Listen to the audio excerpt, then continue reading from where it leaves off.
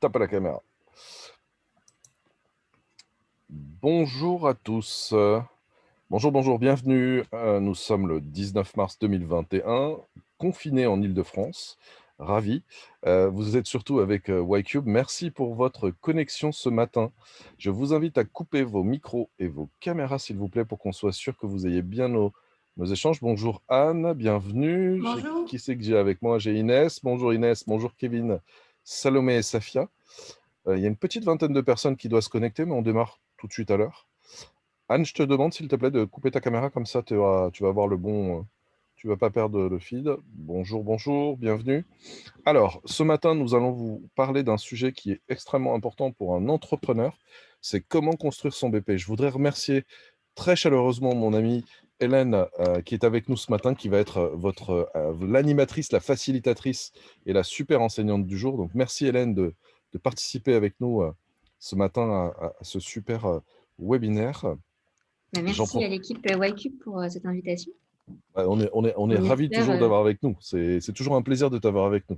et on espère Euh, que ce sera utile, surtout pour les ah bah, entrepreneurs. ça, on espère bien. Redmi, est-ce que tu peux couper ta caméra? On va le faire pour toi d'ailleurs. Tac, ça va être beaucoup plus simple. Tu vas nous entendre mieux. Donc, ce que je vous propose, c'est de vous connecter. Alors, pour ceux qui sont en voiture, on évite de faire la bêtise, mais salut Mathieu, bienvenue.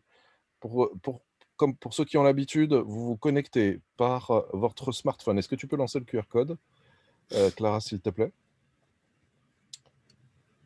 Parce qu'on va vous faire vivre une petite expérience sympa. Donc, je vous invite à prendre votre smartphone et flasher le QR code, ou alors à taper directement sur votre Internet Explorer ou Safari bicast.live, et vous allez arriver sur une page où on va vous demander un code session. Le code session est le 96CJ. Donc, vous tapez bicast.live et le code session est 96CJ. On va vous le repasser sur le chat, vous inquiétez pas. Oups, petite boulette. Comment se passe l'animation du vendredi matin des webinaires de YCube? Alors, c'est assez simple. Nous avons un intervenant hyper qualifié et hyper génial qui intervient et qui vous présente un sujet. Vous êtes dans la salle avec nous et vous participez de manière hyper active sur le chat. Donc, on vous invite très fortement à ne pas hésiter à nous remonter vos questions, vos suggestions, vos opinions, vos interrogations ou ce que vous avez envie de nous dire sur le chat, et nous serons ravis de le remonter directement à Hélène. Surtout si vous ne comprenez pas quelque chose, les questions impertinentes sont les bienvenues. Donc, pour rappel, connectez-vous bien sur bicast.live avec le code session 96CJ si vous n'êtes pas en train de conduire. Et écoute, on va y aller. Je suis Mohamed Koutir, je suis cofondateur de YCube et nous sommes ravis de vous parler ce matin de comment vous allez développer votre business plan, comment réaliser un business plan. Je te donne la parole, ma chère amie. Si tu peux retirer le QR code, hop, on y va. C'est parti. Oui, alors ce matin, on s'était dit avec Mohamed que ce serait intéressant, et puis avec toute l'équipe YCube, de vous donner quelques idées pour essayer, alors on va peut-être passer à la slide suivante, pour essayer de comprendre un peu mieux ce qu'on entend par business plan. Et c'est un terme qui fait souvent un peu peur. Et là, on va essayer de faire en sorte que ça soit un peu plus familier et que vous ayez un peu plus envie de le prendre en main. Donc d'abord, on va balayer l'intérêt de cet outil. C'est pas juste un tableur, c'est pas juste des chiffres à mettre dans des cases. Essayer aussi, surtout, de rendre les termes techniques un peu plus digestes. Et on va enfin regarder, en fait, ce qui est très, très intéressant, le socle du business plan, c'est vraiment de construire ses hypothèses. C'est vraiment ça le plus important, puisqu'évidemment, on parle quand même de quelque chose d'assez théorique, de projection sur une activité qui n'existe pas encore vraiment, enfin sur des développements. On voit bien encore plus aujourd'hui que du jour au lendemain, tout peut changer sur des choses que l'on n'aura pas forcément prévues, mais plus on en prévoit et mieux c'est. Et puis voilà, donc l'idée, c'est qu'à la fin, on n'en ait plus peur. Super. Alors, juste avant de commencer, du coup, si tu peux passer à la slide suivante, on a une petite météo du jour. Non, ça c'est le déroulé, pardon. Autant pour moi. On a la Oui. petite météo du jour. Est-ce que tu peux lancer l'activité? Donc, pour les habitués, vous savez, vous allez sur bcast.live, vous tapez le code 96CJ et vous pouvez nous partager votre humeur du jour ce matin, votre météo du jour, comment vous vous sentez. C'est histoire de rentrer ensemble en connexion. Ça laisse le temps au dernier d'arriver aussi. Du coup, n'hésitez pas à partager. Donc, vous avez, en gros, à chaque animation, vous aurez environ 2 minutes pour pouvoir répondre. Pour celle-ci, essayez d'éviter de donner plusieurs réponses, ça nous perdrait dans les statistiques. Tiens, j'en profite pour saluer ceux qui sont arrivés là. Charlotte, Eric, bonjour. Fabiola, bienvenue. Hein. Merci de votre participation. Hein. On a des fidèles avec nous et on en est très heureux. Merci pour votre confiance. On a un super joli cercle là. On est plutôt sur du légèrement voilé ce matin. On est plutôt sur du légèrement voilé. On va essayer de vous donner la patate. Hein. Hélène, c'est notre job ce matin. Le business plan et la patate.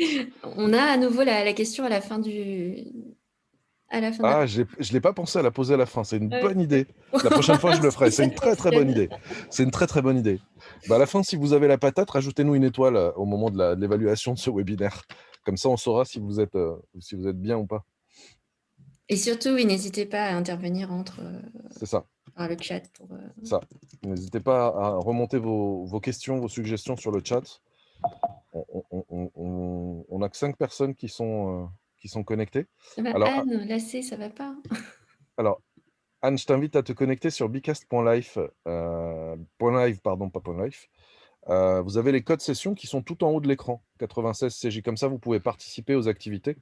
Vous inquiétez pas, on n'est pas que sur du perso dans les activités, on va être aussi sur du technique et de la finance. Ça va être intéressant d'être hyper actif. Je vois qu'il y a 7 personnes qui ont répondu. On est quand même presque une vingtaine ce matin.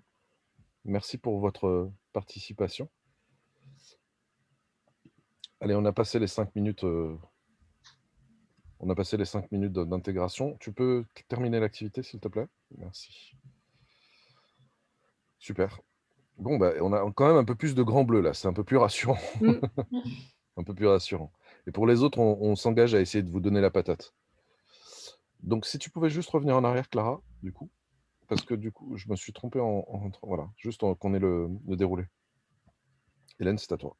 Si tu voulais représenter Oui, le déroulé alors on rapidement. va essayer d'abord de comprendre pourquoi on fait cet exercice qui peut paraître très fastidieux et peut-être inutile, alors qu'en fait, ça a beaucoup d'intérêt pour tout le monde.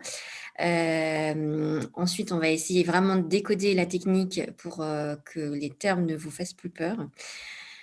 Et enfin, avec la mise en pratique, on va vraiment travailler sur les aspects plus hypothèses. Et on va tout récapituler pour reprendre les étapes essentielles pour construire son business plan. Allez, tu peux y aller. Oui. Alors, à votre avis, selon vous, qu'est-ce qu'un business plan? Est-ce que vous avez des idées à nous partager? Donc, vous allez avoir une activité qui va suivre. Vas-y, tu peux cliquer. Et tu lances l'activité. Donc, vous retrouvez l'activité sur bcast.live 96 CJ pour le code session.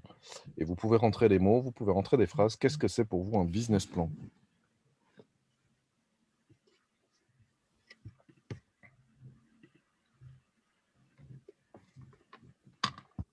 Alors, ça va faire un nuage de mots. Super, n'hésitez pas à répondre. Futur entrepreneur, génial. Donc, tu vas voir que ce qui est exceptionnel dans les webinaires de YCube, c'est que nos participants, ils savent tout, en fait. Mais oui, en fait, On a vous savez l'impression déjà qu'ils savent tout. Mais rien, mais attendez, en je vais vrai, fermer. ils savent tout. Et c'est ça qui est extraordinaire. C'est ça qui est extraordinaire chez l'humain, c'est que souvent, ils doutent, alors qu'en fait, il a les acquis. Ils sont présents, mais simplement, nous, notre job, ça va être de les aider à juste mettre tout dans le bon sens, finalement. Exactement. Surtout que vraiment, le business plan, c'est du bon sens plus que... Mais génial. Alors, n'hésitez pas à participer. Il y a un timer, de toute façon, qui va arrêter l'activité. Tac. J'ai des personnes qui me demandent sur LinkedIn le lien, donc j'en profite, excusez-moi. Alors, il semblerait que ce soit avant tout de la stratégie et de la réflexion pour nos participants. Le mot hypothèse, guide, objectif, tu vois, bon sens, tu vois? On n'est pas les seuls à le penser, c'est une Mmh, bonne chose. c'est bien. Business model, anticiper les actions, le modèle de notre projet, la vision prévisionnelle du futur, prévisionnel financier. Ah, c'est pas mal, hein? Oui. C'est pas mal du tout. C'est pas mal du tout. Je regarde le chat, n'hésitez pas à poser vos questions sur le chat, hein.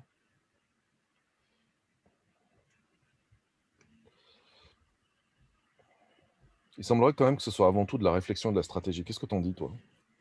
Ah moi, je suis complètement d'accord.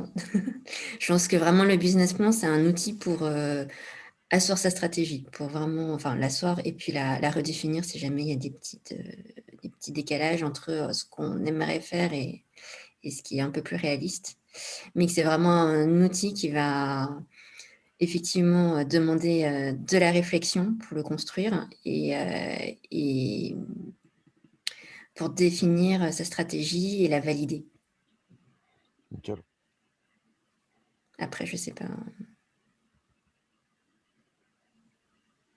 Très bien. Je propose qu'on passe à Est-ce l'activité, que qu'on termine l'activité? Alors, ça reprend sur ta présentation, du coup. oui et bah, du coup, on reprend vraiment, tout ce que vous avez dit. Mais c'est très bien. Donc c'est effectivement pour anticiper un peu et puis se projeter, dans les 3 à 5 ans à venir. C'est aussi un outil qui va nous permettre de piloter, donc de faire des essais, faire des POC ou pas. Mais voilà, essayer de modéliser, mais de modéliser quelque chose d'à peu près réaliste. Ça donne une vision globale. Alors c'est vrai que j'avais vu, il y a des aspects marketing, financiers, c'est un peu tout ça, mais on y met aussi sa stratégie de communication, on y met, sa stratégie RH. En fait, c'est vraiment la synthèse de tous les aspects qui peuvent nous intéresser, quand on démarre une entreprise, enfin, quand on la développe et en fait, oui, c'est du coup la synthèse chiffrée de cet ensemble. Très clair, Donc n'hésitez voilà, pas je si pense qu'on vous est avez tous des d'accord. questions, hein. Oui, oui, c'est très clair. Si vous avez des questions, n'hésitez pas à réagir sur le chat, hein. La prochaine question, c'est: pour quelle partie prenante, selon vous, est fait le business plan? On va lancer l'activité. Vous noterez que dans nos interventions, on a besoin que vous participiez, que vous interagissiez, parce qu'on veut savoir ce que vous savez pour pouvoir vous amener des éléments supplémentaires. Parce que nous avons la croyance que vous savez un certain nombre de choses et qu'on peut les Oui. valoriser. Alors, investisseurs, ça c'est une sorte, ouais, alors certains sont déjà en connexion avec les BPI, tu vois? Et puis Pour quelle avec les partie de VC. la BPI? Et les VC, organisation personnelle, Oui, tout à fait. les associés bien sûr, les fournisseurs, intéressant. Mais c'est bien, vous savez tout. C'est merveilleux. Ouais, je te l'avais dit qu'il y avait du niveau, hein. Mmh. À soi-même, ça c'est intéressant, Ouais, ouais. très intéressant.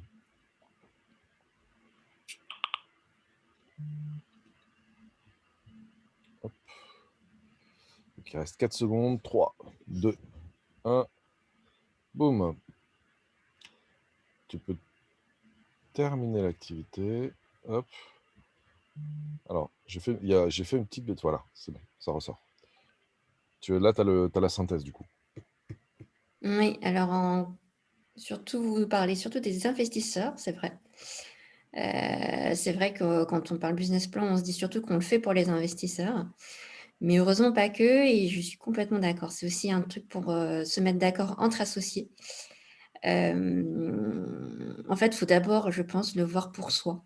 Ça a été dit d'ailleurs, soi, son équipe, celle qui a à construire éventuellement, mais voilà, en interne, ça a déjà beaucoup de valeur, et pas uniquement pour l'extérieur, même si évidemment ça en a aussi pour les autres.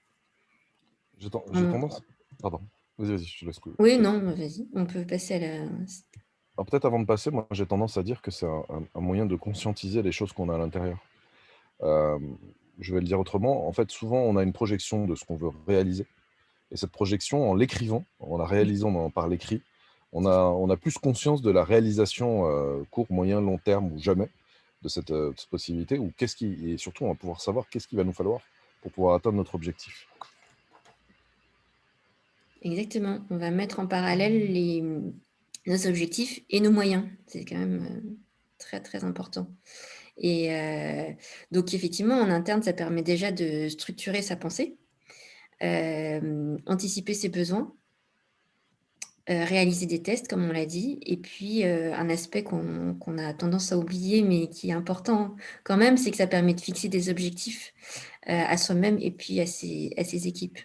Parce que quand on a une roadmap, c'est toujours plus facile de faire, comprendre son message, très concrètement à tout le monde. Et du coup, on va retrouver ça en externe aussi évidemment pour, argumenter avec les fournisseurs, pour, améliorer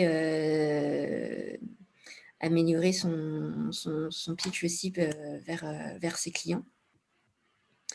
Et puis bien sûr, on l'a dit, les investisseurs et son alors ce que j'ai appelé son comité stratégique, mais c'est aussi ses associés, enfin c'est toutes les personnes qu'on aime consulter sur son entreprise et son développement. Et in fine, c'est vrai que ça va nous permettre, en anticipant nos besoins financiers, ça nous permet de savoir si on va pouvoir évoluer en bootstrapping, c'est-à-dire sur ses propres fonds ou, si on va avoir besoin de fonds extérieurs, qu'ils soient dilutifs ou non dilutifs. Le boot what? Le bootstrapping? C'est quand on se fait mal, ça, par terre, quand je tombe par terre et qu'on se fait mal, non? C'est pas un truc comme ça? Qu'est-ce que c'est? Qu'est-ce que c'est le bootstrapping? On va y revenir, on va y revenir. Tu avais fini sur cette slide? Oui, oui, oui, Tu peux passer on à la peut suivante, revenir s'il te plaît? dessus. Bootstrapping. Tu peux, mais enfin, c'est un mot qu'on entend très souvent dans les soirées de networking. Moi, je bootstrap. Est-ce que toi, tu bootstrap? Ça veut dire quoi, bootstrapper? Hélène, moi, je comprends rien à ce mot. Très simplement, c'est juste de se dire qu'on arrive à financer sa croissance soi-même par sa propre activité. C'est que notre activité génère suffisamment de trésorerie pour qu'on puisse réinvestir dans son propre développement et que le rythme de croissance nous convient. Donc, ça veut dire qu'en fait, on se finance par l'intérieur, finalement. Par l'intérieur, exactement. C'est l'image effectivement de cette, jolie plante qui, va grandir petit à petit, toute seule. Enfin toute seule, évidemment avec, des éléments extérieurs naturels, on va dire. Et alors, le versus levée de fonds, du coup, c'est quoi la différence? Parce que la levée de fonds, ça permet quoi, finalement, selon toi? La levée de fonds, alors ça peut résoudre, différentes choses, soit parce qu'on a un début d'activité qui demande beaucoup de trésorerie, que l'on n'a pas forcément, dans ses capitaux propres. Ou, effectivement, je l'ai dit, on arrive à financer sa propre croissance, mais parfois on a envie vraiment d'aller un peu plus vite ou beaucoup plus vite même. Et dans ce cas, on peut faire appel aussi à des investisseurs ou à des banques, en fonction, pour, faire ce changement d'échelle plus rapide. C'est quand notre rythme de croissance est un peu trop lent pour nous. Ouais, on me dit dans l'oreillette, un financement par le CA, c'est on est sur les acronymes, on oublie toujours que tout le monde ne comprend pas ce qu'on raconte. Vous parlez Oui, du chiffre d'affaires quand on parle de CA oui. et je vois que notre amie Marie nous a rejoint. Bienvenue Marie, hein. Ça nous fait plaisir que tu sois avec nous. Oui. Merci. OK, on continue? Donc là, on va parler un peu plus technique, sur, les tableaux, enfin vraiment les éléments du business plan dont on a besoin. Donc on va commencer par, l'aspect un peu plus, je dirais, qu'on connaît tous à peu près, c'est, le compte de résultat prévisionnel. Alors si on peut passer à la slide. Oui, en fait, le compte de résultat, c'est vraiment, déterminer sa rentabilité. Donc on va d'abord, déterminer son chiffre d'affaires, Qu'est-ce que c'est donc la les revenus. rentabilité, Hélène, s'il te plaît? Parce que peut-être que Pardon? tout le monde ne comprend pas ce qu'est le mot rentabilité. Pour faire simple. Rentabilité, oui, c'est vrai, c'est la base. C'est, est-ce que je gagne suffisamment d'argent par mes ventes, prestations de services, enfin voilà, tout ce que mes rentrées d'argent. Est-ce que je gagne suffisamment pour couvrir l'ensemble des charges? C'est-à-dire l'ensemble de mes dépenses, l'ensemble de ce que ça me coûte de travailler, de développer cette activité. Nickel, c'est beaucoup plus clair. Voilà. Donc tout en haut, voilà, on commence par les revenus. Ensuite, on regarde, alors c'est toute une, plein de termes, un peu techniques, mais en fait, en gros, ce qu'on veut savoir, c'est si on a des coûts, vraiment très directs, qui sont liés à cette activité. Donc par exemple, quand on achète pour revendre, on achète des stocks, et bien tous ces coûts-là vont rentrer, dans cette catégorie.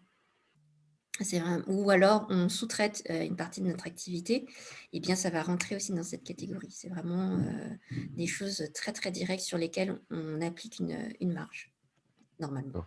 Justement, ça va vous permettre de voir si en déterminant ses prix aussi, comment déterminer de sa marge. Ensuite, on a tout ce qu'on appelle les charges externes, les impôts et taxes, les salaires, ça va être plus des coûts, fixes, qui sont évidemment en partie liés à l'exploitation, mais qui sont un peu moins directs. C'est-à-dire que voilà, on avait vraiment parlé de sous-traitance, de choses, bah, si on ne le fait pas tout de suite, on ne va pas, réussir à avoir notre activité. Il y a un décalage un petit peu plus gros, entre, les frais marketing, et son chiffre d'affaires, par exemple. Ou entre son recrutement, les salaires qu'on va payer et son chiffre d'affaires. Nickel. Voilà, et enfin, tout en bas, donc tout en bas du résultat, du compte de résultat, une fois qu'on a passé donc cette partie plus vraiment d'exploitation qu'on appelle, donc on appelle ça un résultat d'exploitation, ou en anglais, EBIT, Earnings Before Interest Tax. On a les aspects un peu plus, oui, un peu plus, financiers, un peu plus exceptionnels, on va dire. Donc ils sont un peu moins liés à l'exploitation, c'est-à-dire des frais financiers, mais quand on a un emprunt, hem, des subventions qui sont des produits exceptionnels, qui sont pas des subventions d'exploitation, qui vont un peu plus haut, mais bon bref. Et voilà, et l'impôt sur les sociétés notamment, pour les Alors, principaux. Mathieu te demande quelle est la différence entre un amortissement et une provision. Alors l'amortissement, c'est directement lié sur, une immobilisation. Donc, on va le voir après sur le bilan, la différence entre les charges et les immobilisations, mais on va dire que, par exemple, dans un bureau, enfin classique, ça va être, le mobilier qu'on utilise, sa chaise, sa table, voilà. Et on considère, économiquement, enfin comptablement aussi, que ces éléments-là ont quand même une durée de vie, puisqu'on les use, à travers le temps, et donc on décompte, un amortissement. Les provisions, ça va être plus sur les créances, sur des choses un peu plus, on va dire un peu moins concrètes, voilà, sur des choses, heu, un peu moins tangibles. Heu, oui, alors sur l'incorporel, il y a moins de provisions, il y a moins d'amortissement. Ah, il demande ce que Donc c'est que pardon, je finis l'incorporel. sur les Ouais, provisions. vas-y, vas-y. Par exemple, sur ces créances clients, si jamais on a quelqu'un qui, un client qui finalement a fait faillite, ou même n'en est pas encore là, mais a des difficultés de trésorerie, et on n'est pas sûr qu'il va pouvoir nous payer, là, on va compter une provision. C'est-à-dire qu'on réévalue un petit peu, toute cette partie d'actifs, pour que ce soit le plus réaliste possible, et puis anticiper un petit peu les pertes qu'on pourrait avoir. Je ne sais pas si c'est clair. Oui, c'est clair, merci. Si, voilà, c'est à eux de te dire si c'est clair ou pas. Alors, sur le chat, vous avez la chance d'avoir Stéphane aussi, qui est notre ami comptable, qui va vous répondre en même temps, hein. Bien, j'ai vu que Stéphane avait répondu Oui. sur la définition de l'amortissement. Merci, chef, hein, de prendre le relais aussi sur le chat, mais n'hésitez surtout pas à continuer à poser vos questions, parce qu'effectivement, c'est un petit peu technique. Et comme on a l'habitude, malheureusement, on oublie souvent que, bah, y a des termes qui sont pas compris par tout le monde. On va essayer de faire en sorte d'être le plus proche de la vulgarisation, enfin, d'avoir une vulgarisation la plus poussée possible. En tout cas, pour moi, c'est très clair. Merci, Hélène. Je te laisse continuer. J'ai vu qu'il y avait une autre question, non? Il n'y avait pas d'autres questions Alors, sur tu avais ça? géré la différence sur les provisions, le CA, ça a été traité. Ah si, on a demandé, enfin, Mathieu a demandé ce que ça voulait dire incorporel, puisqu'effectivement, quand on n'est pas comptable, corporel et incorporel, on a peut-être un peu du mal à l'avoir Oui. en Alors, tête. du coup, si tu veux bien, on en parlera quand on évoquera le bilan. La différence entre corporel et incorporel, puisque ça touche typiquement, ça touche les immobilisations en fait, qui sont donc sur un autre aspect un autre tableau. Alors, qu'est-ce que c'est que le seuil de rentabilité ou le point mort selon vous? C'est une notion, dont on parle très souvent quand vous rencontrez quelqu'un, un financier, quand il vous parle de votre business. Qu'est-ce que c'est selon vous cette notion? On vous laisse Oui, participer. on laisse N'hésitez passer. pas à proposer des idées, même les plus folles. Seuil de rentabilité ou point mort?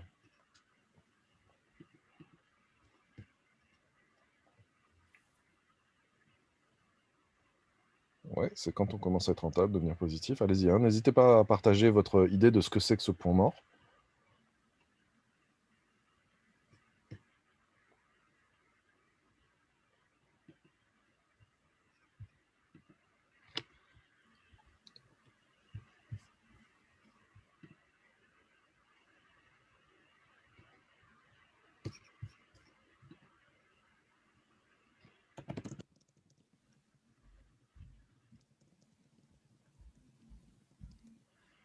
C'est un petit peu de temps.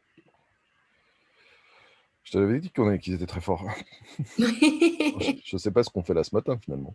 Ah, ils ont bien appréhendé la notion. Qu'est-ce que tu peux leur en dire en quelques mots? On va terminer l'activité? Ouais. Ah, mais c'est super. Revenu supérieur à dépenses, c'est ça. Bénéfice, point zéro rentabilité, oui.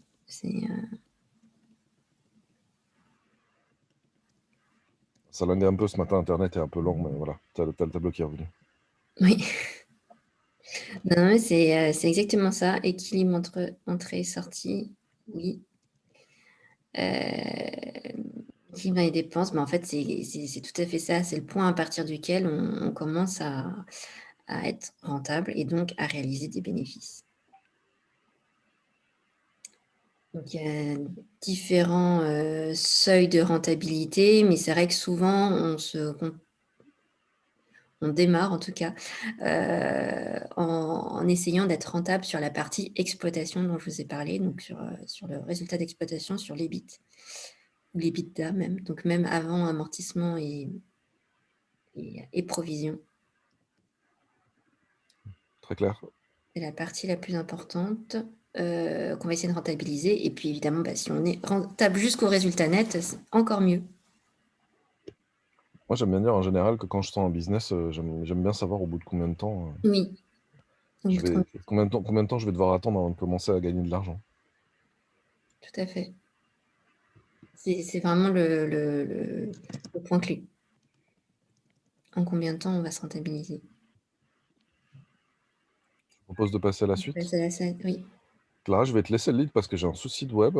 Ça bug un peu. Je vais mettre un peu en trait parce que j'arrive pas à bien voir. Ok, aucun problème, Mohamed. Alors, juste Lilia qui demande comment tu accèdes à l'outil pour entrer le numéro de mot. J'ai raté les 10 premières minutes. Donc, c'est comme d'habitude.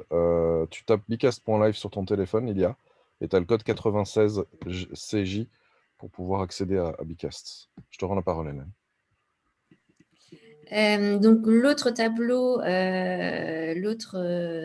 oui, élément de synthèse qu'on construit quand on fait son business plan, c'est le bilan. Le bilan, on a toujours l'impression que ça sert à rien, mais en fait, ça donne une vision de l'entreprise à un instant T et donc en général en fin d'exercice, c'est à ce moment-là qu'on le regarde. Alors que le compte de résultat dont on a parlé, on a vu, voilà, c'est vraiment tout ce qui entre et tout ce qui sort, donc ça va être plus une vision un peu plus dynamique de ce qui se passe au cours d'une période donnée. Donc là, en premier, on a l'actif, parce que c'est l'actif immobilisé, puisque c'est ce qui va vraiment rester, exercice après exercice. C'est notre outil de travail. Donc, il y avait une question justement, immobilisation incorporelle, corporelle, financière, quelle est la différence? L'incorporel, on va dire que ça va être plus des brevets, des choses vraiment, immatérielles. éventuellement des logiciels qu'on aurait développés. Voilà, c'est ce genre de choses qui n'est pas tangible, qu'on ne peut pas vraiment toucher. Le corporel, comme je l'avais dit tout à l'heure, c'est des choses plus matérielles, vraiment. Donc, une table, une chaise, un ordinateur, un bâtiment, une voiture, enfin, vraiment, c'est très variable. Et les immobilisations financières, ça va être plus des titres de participation, des choses dans lesquelles on a investi, qu'on va garder année après année. Ok. Hélène, j'ai une Oui. question de Charlotte qui nous demande comment mesurer la valeur d'une immobilisation incorporelle, par exemple un brevet ou un logiciel. Alors, c'est un gros sujet et il y a vraiment des gens spécialisés là-dessus parce que ça peut être un peu compliqué, effectivement. Il y a vraiment des cabinets d'évaluation. Un logiciel qu'on produit, pour l'instant, on se base surtout sur ce que ça nous a coûté.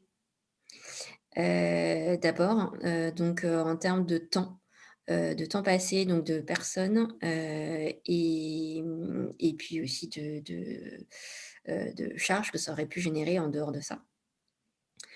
Mais l'idéal, mais c'est quand on a déjà une entreprise bien développée, c'est de pouvoir évaluer ce qu'elle va pouvoir générer comme bénéfice futur. Mais Ok, vraiment, c'est des méthodes très, très spécifiques qui concernent des entreprises un peu plus grosses en général. super. Voilà, je ne sais pas si c'est clair. N'hésitez pas si vous voulez que j'approfondisse. Alors ensuite, donc après l'actif immobilisé, il y a l'actif qu'on appelle circulant. Et circulant pourquoi? Parce qu'il va un peu plus bouger, varier au cours de l'exercice.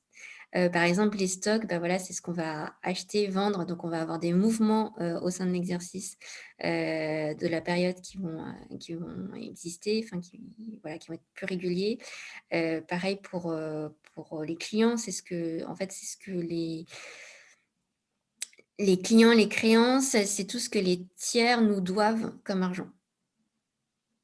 Voilà. Et finalement, on y met aussi sa trésorerie parce que quelque part, c'est en banque et quelque part, c'est ce que la banque garde pour nous.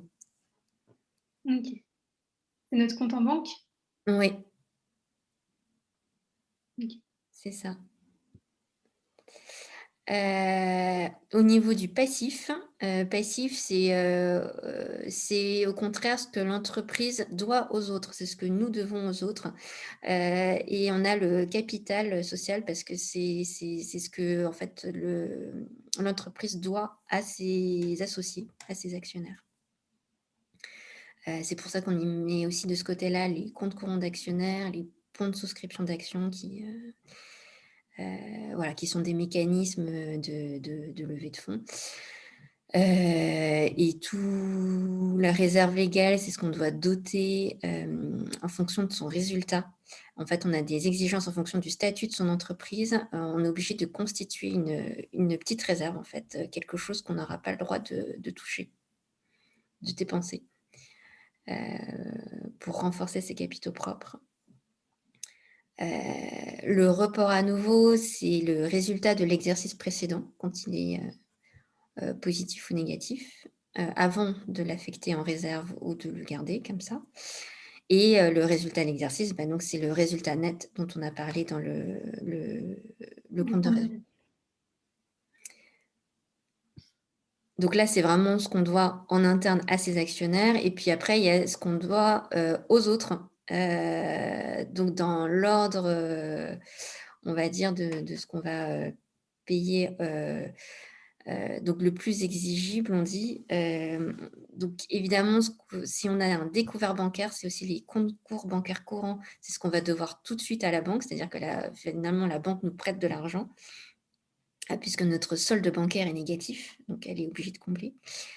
Les dettes fiscales et sociales, c'est ce qu'on doit à l'État et aux organismes sociaux, donc effectivement, c'est ce qu'on va prioriser comme paiement. Les dettes fournisseurs aussi, puisque si on ne peut pas payer nos fournisseurs, il y a peu de chances qu'ils acceptent de continuer à travailler avec nous. Et puis, ceux qui vont être un peu plus patients, ça va être, les emprunts, plus financiers, les emprunts bancaires, voilà, qui sont normalement à moyen terme. Donc il y a toujours des possibilités de s'arranger pour le règlement. Ok, ok. J'ai une question, Hélène de Fabiola, d'ailleurs que je salue. Comment ça se fait que le bilan il fasse partie du business plan, sachant que lorsqu'on lance son entreprise, on n'a pas la plupart des données qui ne sont pas encore en notre possession. En fait, on doit les construire. On n'a pas les données, évidemment avant de commencer, mais quand on arrive à la fin quand on a construit son compte de résultat, on doit pouvoir construire également son bilan. Parce que donc il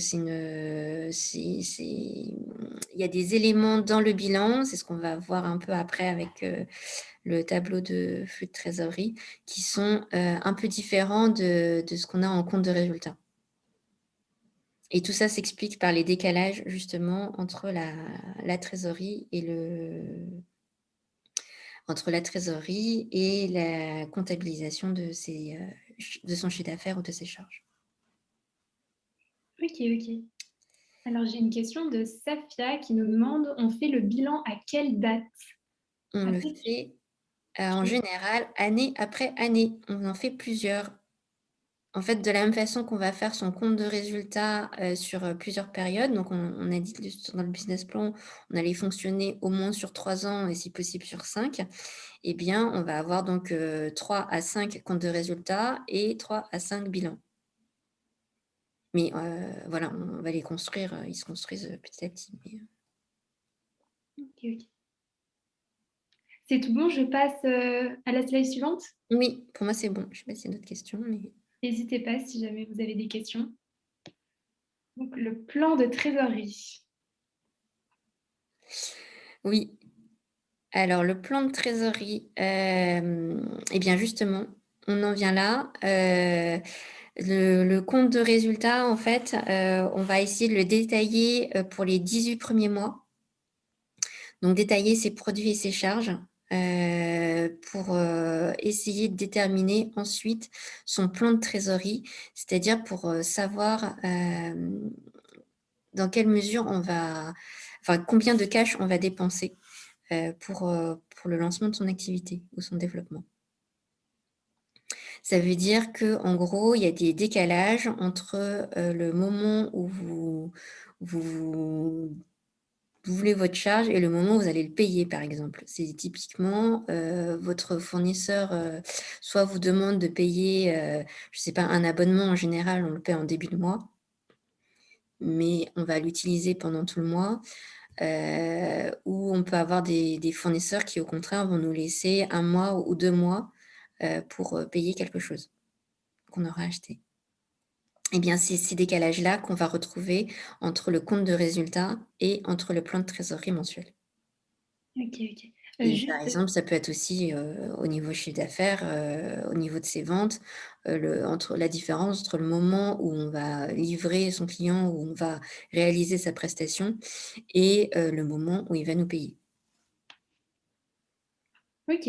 Peut-être juste avant de passer dans les détails, il y a une question de Charlotte qui Mmh. concerne toujours le bilan. Donc, pour une startup, en mars 2021, doit-on faire son bilan prévisionnel à la date de décembre 2021? Alors là, du coup, on entre dans un sujet de date de clôture d'exercice. C'est pas obligatoire de clôturer à fin décembre.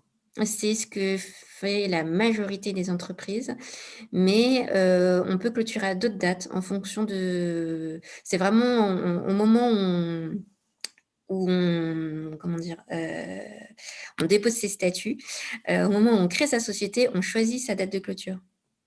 Ah, Charlotte me dit non, la question n'était pas sur la date de clôture. Et bien pourtant ton bilan, est quand même réalisé à la date de clôture normalement. Tu peux faire des bilans intermédiaires après, à la date que tu souhaites, mais celui qu'on va regarder, ça va être, celui à la date de clôture. Non, non, en fait, je me suis mal exprimée. Moi, ma question, c'était par rapport au bilan qui fait partie donc du BP Mmh. en tant que start-up. on est obligé de faire ce que j'ai dit, entre guillemets, un bilan prévisionnel. C'est-à-dire que Tout à fait, c'est prévisionnel. moi, en mars 2021, je ne sais pas du tout quelles vont être mes rentrées d'argent, mes charges et mes dépenses et les dettes que je vais avoir d'ici décembre 2021. Donc en fait, je vais que imaginer, quoi. Je vais imaginer que je vais avoir tant de charges, je vais imaginer que je vais avoir tant de... C'est ça. Donc, le business plan, de toute façon, c'est ce qu'on imagine. C'est que du prévisionnel, donc ça ne s'est pas réalisé. C'est effectivement essayer de se projeter, effectivement, comme tu le dis, d'imaginer ce qui va pouvoir se passer. Ok, C'est merci. exactement ça. J'enchaîne Oui. sur,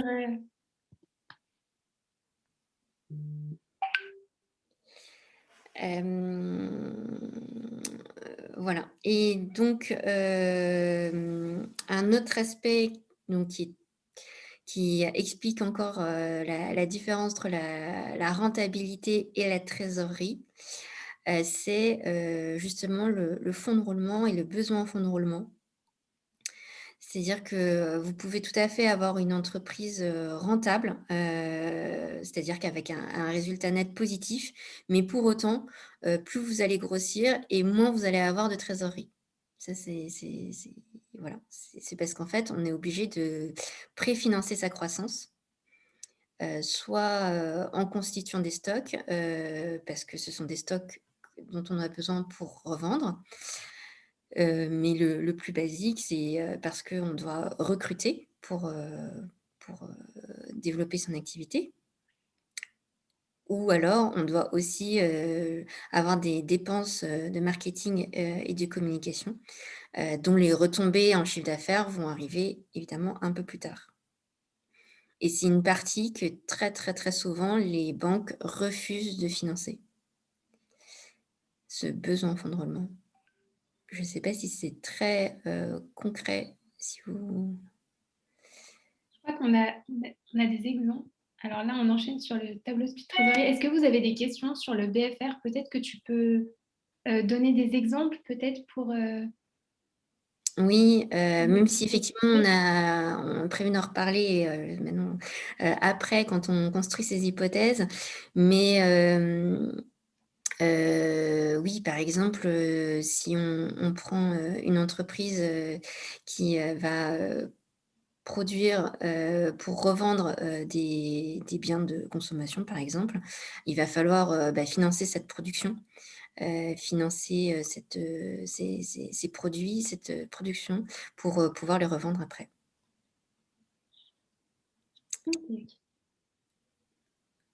Et donc, ça peut prendre un peu de temps. Nous avons une question d'Inès qui demande si le banquier ne finance pas le besoin en fonds de roulement, comment on le finance nous? Alors, justement, soit on va le financer en Donner un général, exemple. c'est là qu'on va avoir besoin d'une levée de fonds. Oui, Stéphane, tu peux donner un exemple? Je crois que c'est toi qui as parlé. Oui, parce que il y a aussi, après ça dépend des secteurs d'activité, comme Hélène a dit. Il y a des entreprises qui n'ont pas de stock, par exemple, qui ont surtout si on prend les entreprises digitales, qui sont dans le digital, au début, on a beaucoup de main-d'œuvre, de salaire à payer. Donc, on peut prendre le pari d'embaucher des développeurs, par exemple, au fil du temps, qu'on ait de la trésorerie. Pas lever des fonds pour embaucher des développeurs, mais plutôt embaucher des développeurs au fil du temps, qu'on ait de la trésorerie. Et là, je vais vous partager un post que j'ai trouvé sur LinkedIn d'une entreprise qui a appliqué ça, en fait. Ils ont embauché au fur et à mesure qu'ils ont grandi et ils ont utilisé l'autofinancement pour avancer dans leur croissance. Donc, ils n'ont pas eu besoin d'emprunter, ils n'ont pas eu besoin de faire appel à un banquier. Tout fait partie de leur chiffre d'affaires. C'est le bootstrap. C'est le bootstrap. Voilà. Oui, on pourra redévelopper ça un petit peu après, si vous voulez, quand on reparlera de la construction des hypothèses. On pourra développer un peu le sujet. On vous laisse un peu digérer. Merci Stéphane pour ton exemple.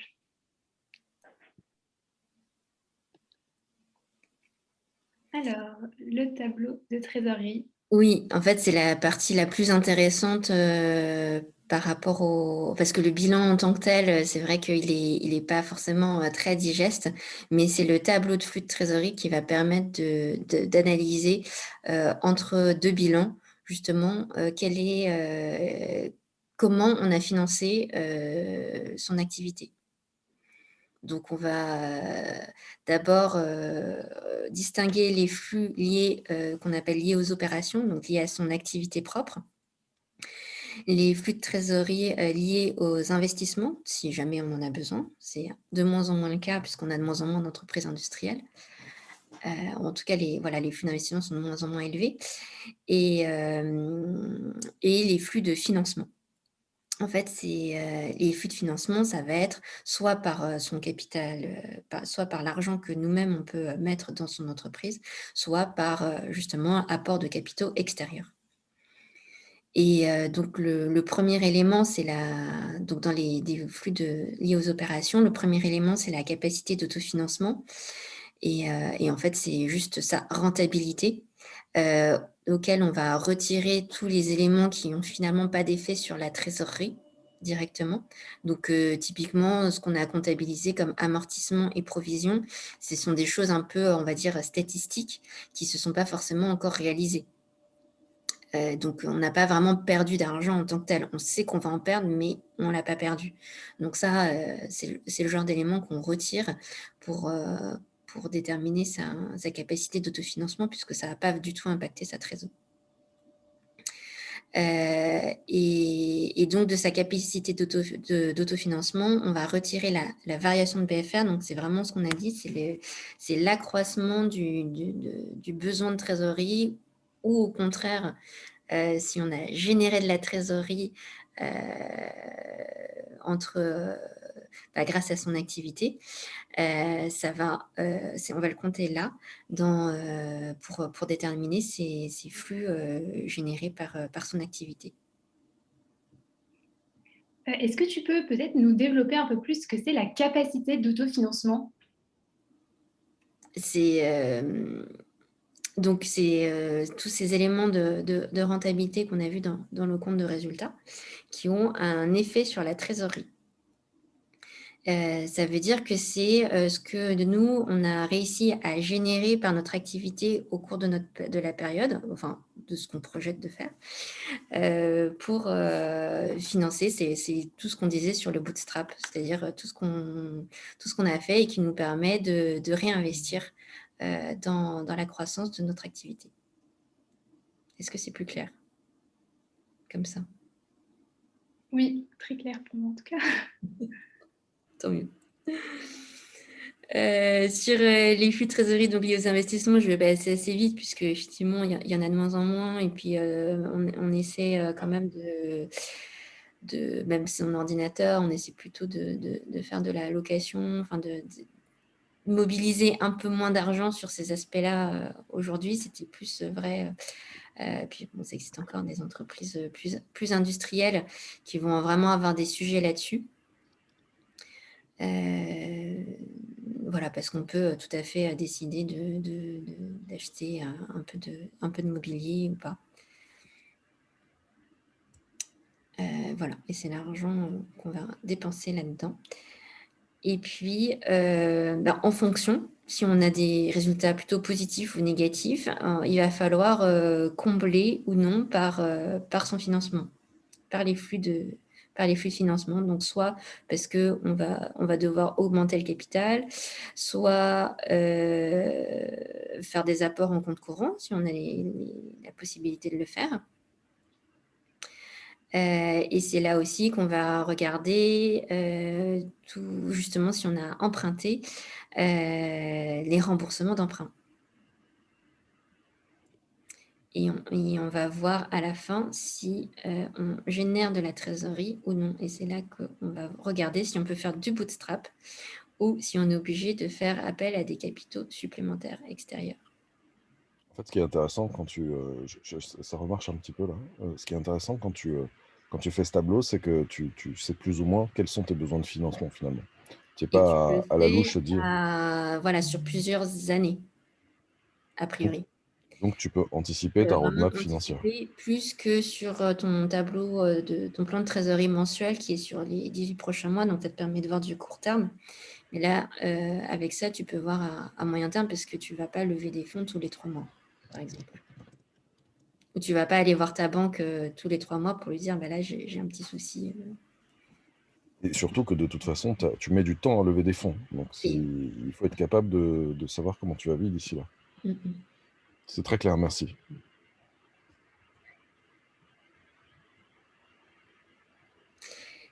Et donc, après avoir évoqué tous ces termes techniques un peu difficiles, on va voir en pratique comment on construit ces hypothèses, puisque c'est vraiment là-dessus que tout repose, puisque, comme on l'a dit, c'est vraiment quelque chose qu'on imagine. Et donc, c'est vraiment les hypothèses de construction qui vont faire que l'imagination est plus ou moins valable. Je ne sais pas si c'est clair aussi. C'est très clair. Alors, rassurez-moi, nous pourrons avoir accès à un replay. Oui, le replay est disponible pour les abonnés de la page YCube et les gens qui nous ont laissé leurs coordonnées, effectivement. On puisse les recontacter. Merci. Pardon, Hélène, je t'ai coupé. Non, je t'en prie, c'est normal. Pour déterminer justement son chiffre d'affaires, ses ventes, il y a 2 possibilités, mais qu'il faut, à mon avis, croiser.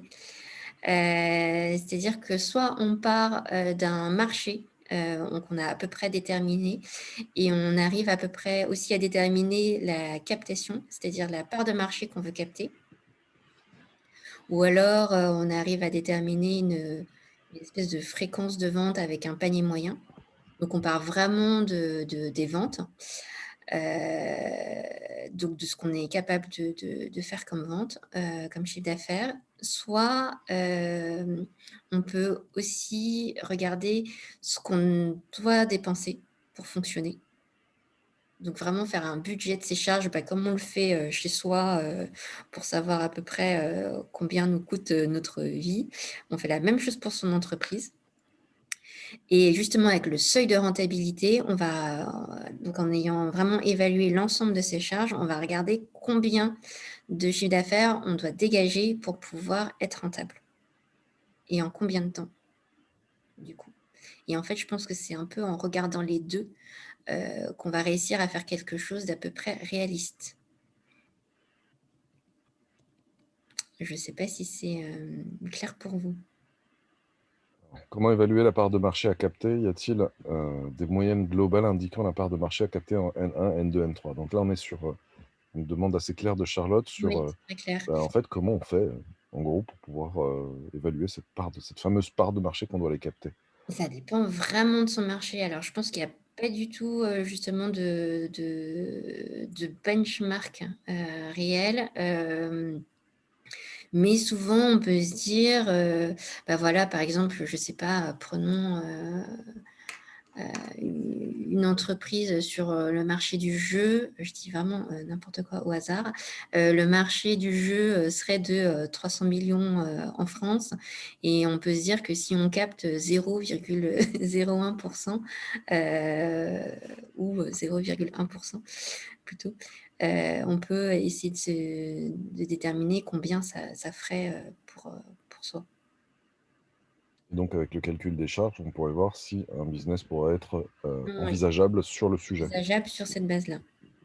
En fait, je pense que derrière la question de Charlotte, il y a toujours cette question de comment on fait pour poser des hypothèses pertinentes. Tu l'as déjà eu cette question, toi? Comment on Oui, fait pour très poser souvent. des hypothèses financières pertinentes? Très souvent, c'est vrai que c'est vraiment pas facile.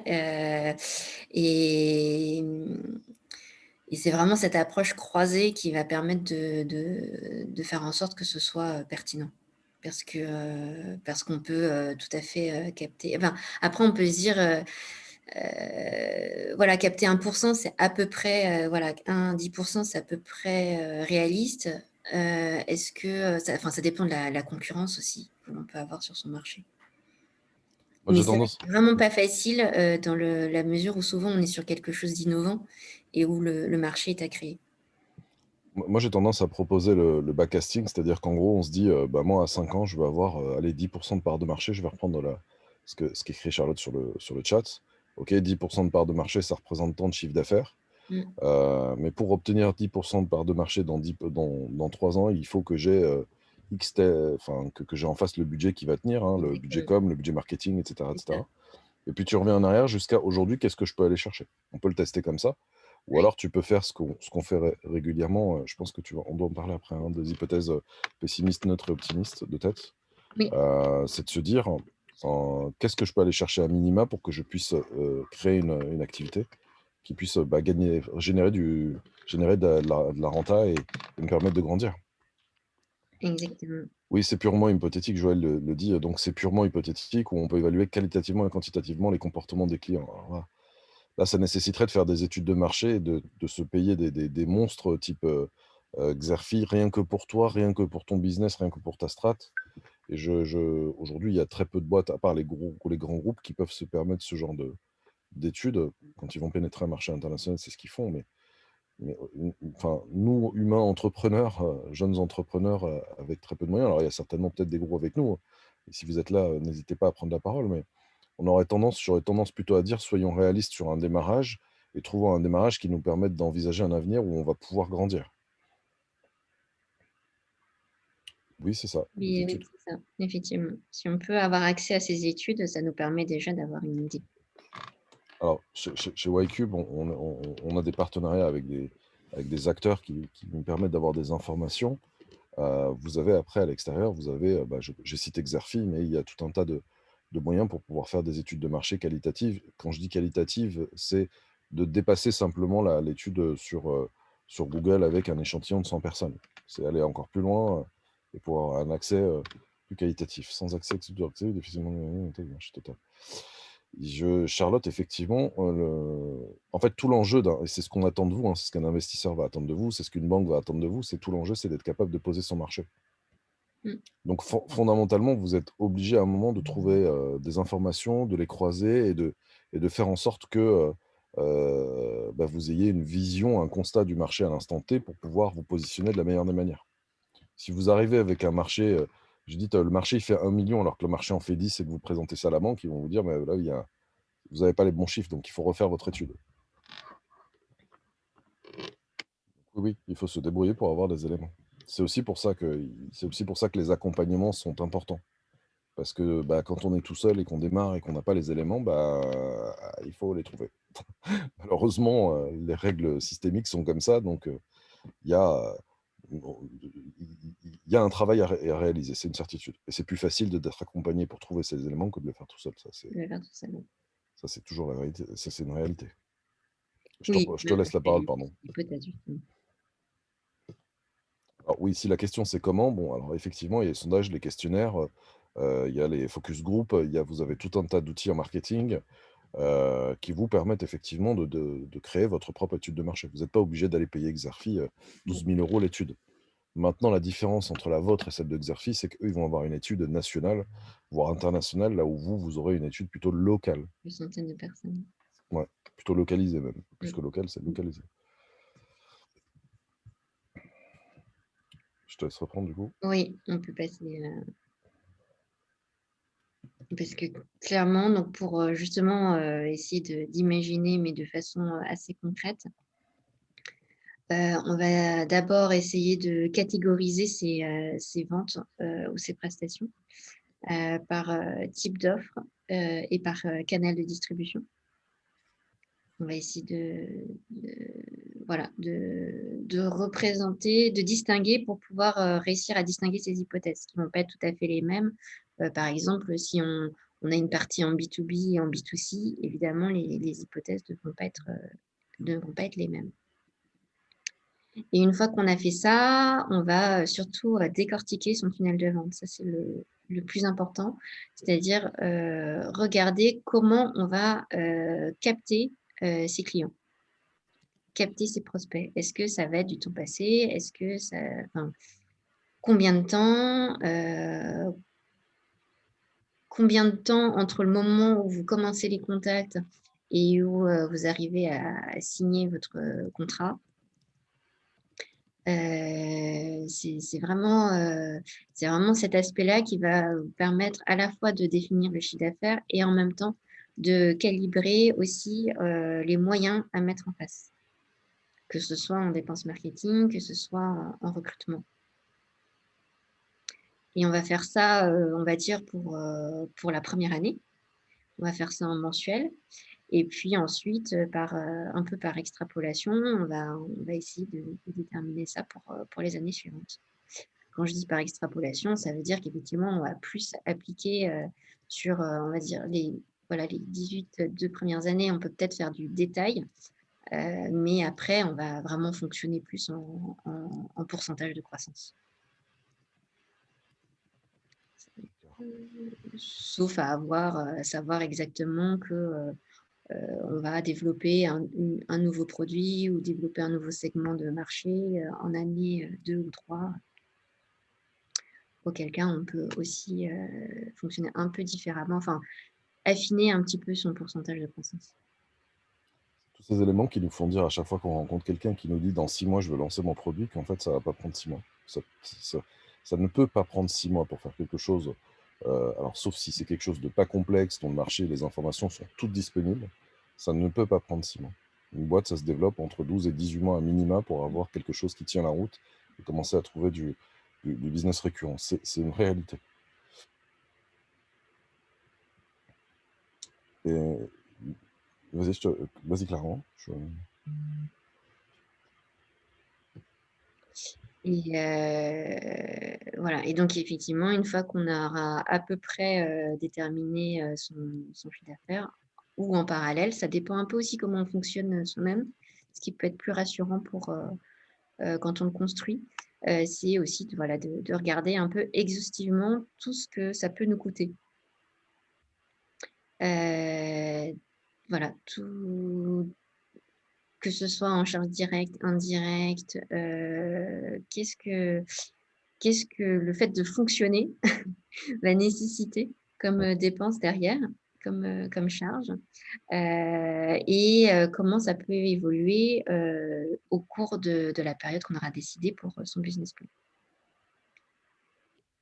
Parce que par exemple, si on décide de lever des fonds à une certaine période, voilà, imaginons que ça serait l'année prochaine, en 2022. On peut se dire qu'avec ces fonds, on va recruter plus de monde. Donc, imaginons 5 personnes. Et bien voilà, c'est typiquement le genre de choses qu'il faut mettre dans son business plan. Il faut penser que chaque année, les charges, elles augmentent. Donc, il faut ajouter un pourcentage à ces mêmes charges. Parce que ce n'est pas le prix, par exemple, le prix de l'électricité peut augmenter d'année en année. Et ce n'est pas le seul. Il y a les charges sociales, il y a toutes les charges augmentent d'année en année. Et il faut bien penser à répercuter. loyer, si on en a un, si on a des bureaux, bon, en ce moment, ce n'est pas trop le cas, mais voilà. Son loyer, les honoraires d'avocat, comptable, les dépenses sur Google, c'est vraiment tout. Super. Qui effectivement évolue, alors à la fois par effectivement l'inflation, comme l'électricité, ou peuvent évoluer parce que justement on décide que en dépensant un peu plus sur ces postes-là, on va réussir à gagner un peu plus d'argent aussi. Donc, on va faire un effet de levier. Okay. N'hésitez pas à poser vos questions et à réagir si c'est pas clair ou si vous avez besoin de précision. Donc, je vois qu'on a certains de... Je vois qu'Ilia parle de petits pivots. Les pivots sont nécessaires dans le chemin d'un entrepreneur. Hop, je te laisse passer à la slide suivante. Alors, le plan de trésorerie mensuel. Oui, alors du coup, comment on le détermine? Eh bien, c'est ce qu'on disait. Donc, par exemple, l'électricité, l'eau, ça va être des choses souvent qu'on peut lisser mensuellement et qu'on va payer mensuellement. Mais par exemple, son assurance, c'est quelque chose qu'on va payer peut-être 1 ou 2 fois par an. Et donc, autant on peut estimer la charge dans le compte de résultat mensuel en divisant son assurance par 12, parce qu'effectivement, c'est quelque chose qu'on va utiliser toute l'année de toute façon. Mais dans le plan de trésorerie, on va mettre ça vraiment à la date de paiement. Voilà, et donc ce sont ces décalages qui doivent être tous recensés dans le plan de trésorerie mensuel qu'on va faire sur les 18 prochains mois. Tout ça pour voir s'il y a des mois où on va, si on a une activité saisonnière aussi, on va voir que voilà, il va y avoir des mois où on va gagner beaucoup plus d'argent et des mois beaucoup moins.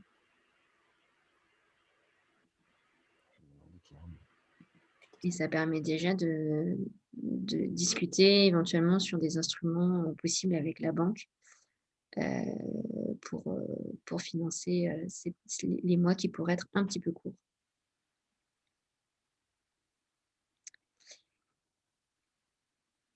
Et sur le tableau de flux de trésorerie mensuel, donc on l'a dit, on essaie de regarder d'abord si son activité permet de financer sa croissance. Et ensuite, de regarder de quoi on a besoin pour fonctionner et si on doit renouveler ces outils. Et sur le financement, ça va nous permettre de regarder ce qui est possible de faire en dilutif, donc c'est-à-dire en levée de fonds.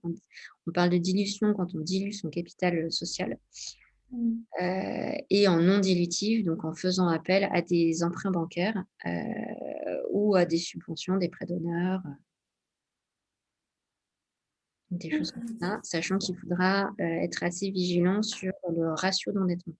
Ça va vraiment être ça la clé, c'est-à-dire qu'on ne peut pas, je ne sais pas si pour ceux qui avaient suivi le webinaire sur justement les subventions, il y avait un ratio de